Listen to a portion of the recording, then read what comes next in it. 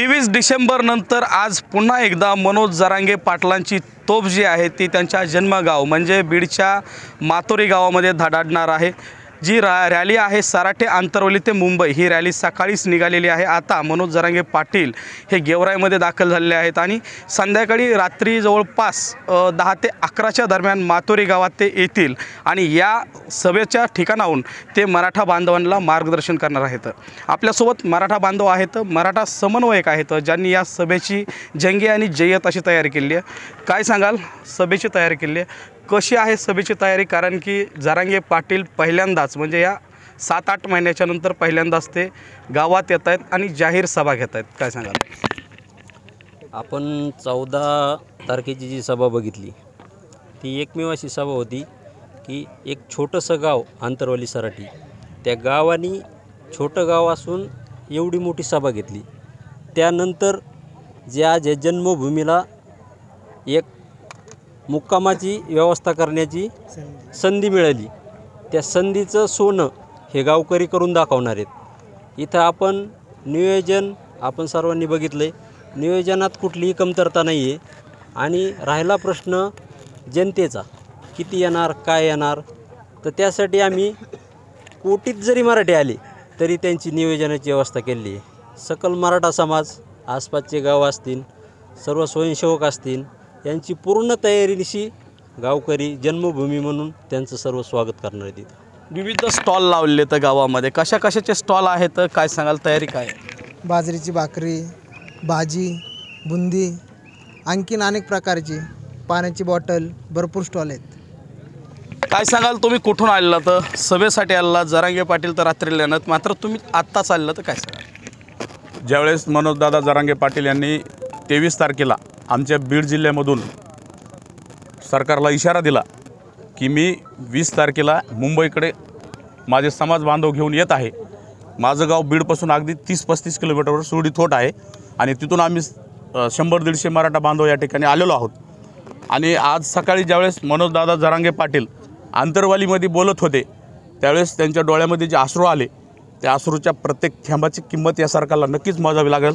कारण आता समाज खूप जागा झालेला आहे। समाजाने आता ठरवलं आहे की मनोजदादा जरांगे पाटील एकटे नाहीत, ते 7 कोटी मराठा समाजाचे मनोजदादा जरांगे पाटील झालेले आहेत। आणि जोपर्यंत मनोजदादा जरांगे पाटलाचा हा लढा चालू राहील तोपर्यंत मराठा समाजातला प्रत्येक बांधव, प्रत्येक माता भगिनी मनोजदादाच्या सोबत असणार आहेत। आम्ही आता जसं म्हणालात की प्रत्येक थेंबाची किंमत या सरकारला मोजावी लागेल, तुम्हाला असं वाटतंय का सरकार कुठंतरी मराठा समाज आणि मनोज जरांगे पाटलांना गांभीर्याने घेत नाही, सरकार कुठंतरी दुर्लक्ष करते असं वाटतं? 100% सरकार दुर्लक्ष करत आहे आणि सरकारला ह्याची किंमत नक्कीच मोजावी लागेल। मनोजदादा जरांगे पाटलाचा शब्द आता मराठा समाजाला अंतिम शब्द झालेला आहे। तो जो शब्द समाजाला देतील तो समाज पाळणार आहे। कारण मनोजदादांनी आज सांगितलं, तुमच्या डोळ्यामध्ये अश्रू आले तर काय तो बोलतोय तो माणूस आज 20-25 वर्ष झालं स्वतःचं घरदार बघत नाही, काय नाही, स्वतःचे लेकरं बाळ नाही, मराठा समाजासाठी लढतोय। त्याच्यासाठी सगळा समाज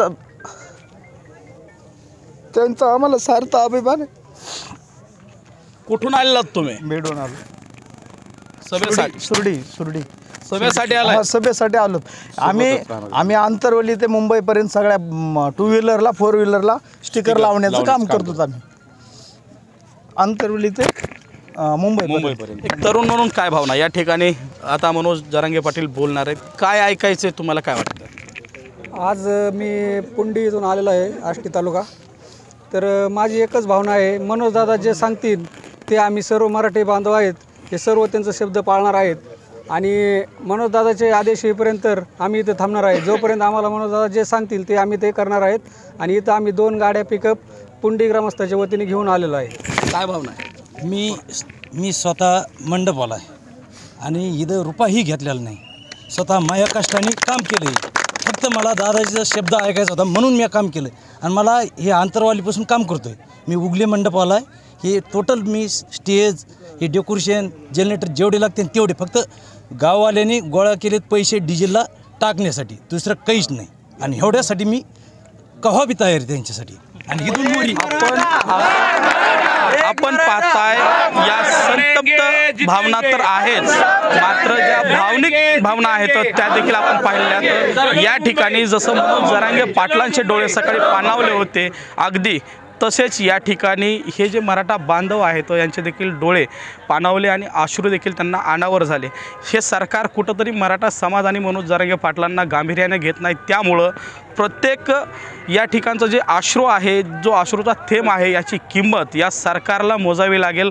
या ठिकाणी तात्काळ आरक्षण लागू करा, मुंबईला येण्यापूर्वी आरक्षण लागू करा, ही मागणी या ठिकाणच्या मराठा समाज बांधवांनी केली आहे। दरम्यान एकंदरीत जर पाहिलं तर या ठिकाणी आज संध्याकाळी जी रॅली आहे ती रॅलीची पहिली सभा या मनोज जरांगे पाटलांच्या जन्मगावी म्हणजे मातोरी गावामध्ये होते, त्यामुळं या मातोरी गावातून मनोज जरांगे पाटील नेमकं काय बोलणार, सरकारला नेमकं काय इशारा असणार त्यांचा, हेच पाहणं महत्त्वाचं ठरणार आहे। विनोद जिरे, साम टीव्ही, मातोरी। देश विदेशातील प्रत्येक घडामोडींचे लाईव्ह अपडेट मिळवण्यासाठी आता साम टीव्हीच्या सर्व सोशल मीडिया प्लॅटफॉर्मला लाईक, फॉलो आणि सबस्क्राईब करा। तसंच सर्व नोटिफिकेशनसाठी बेल आयकॉन प्रेस करायला विसरू नका।